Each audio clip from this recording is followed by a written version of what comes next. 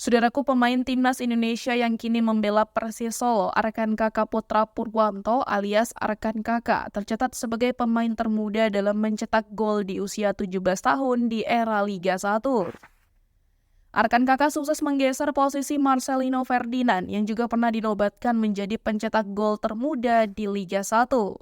Arkan Kakak kelahiran Jawa Timur 2 September 2007 itu saat mencetak gol pada pekan ke-8 Liga 1 musim ini dalam usia 17 tahun 1 bulan 17 hari.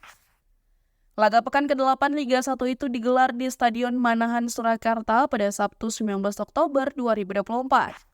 Seperti diketahui, Arkan Kakak berposisi sebagai penyerang itu memiliki tinggi badan 1,87 meter. Dilansir dari bola-sport.com, gol termuda yang dicetak Arkan Kakak saat Persis Solo melawan Borneo FC. Borneo FC mampu unggul terlebih dahulu melalui tandukan G. Fortado pada menit ke-15. Persis Solo lalu menyamakan kedudukan melalui gol Mustasi DB pada menit ke-34. Orang tamu berhasil menutup babak pertama dengan unggul 2-1 setelah Leo Gocu mencetak gol pada menit ke-43. Gol Kalim Rossi pada menit ke-76 kembali membuat skor menjadi sama kuat 2-2.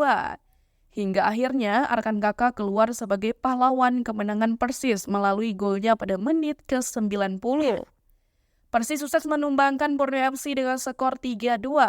Arkan Kakak mencetak gol pada usia 17 tahun 1 bulan 17 hari. Hal tersebut membuat Arkan Kakak menyandang status sebagai pemain termuda yang berhasil mencetak gol di era Liga 1. Rekor ini sebelumnya dimiliki oleh Marcelino Ferdinand. Gelandang timnas Indonesia berhasil mencetak gol ketika masih berusia 17 tahun 1 bulan 27 hari. Gol Marcelino Ferdinand tercipta ketika masih berseragam Persebaya Surabaya. Tepatnya yakni saat Persebaya menghadapi Arema FC di Liga 1 2021-2022 yang terlaksana 6 November 2021. Menariknya, Marcelino Ferdinand juga memecahkan rekor pencetak gol termuda di Stadion Manahan.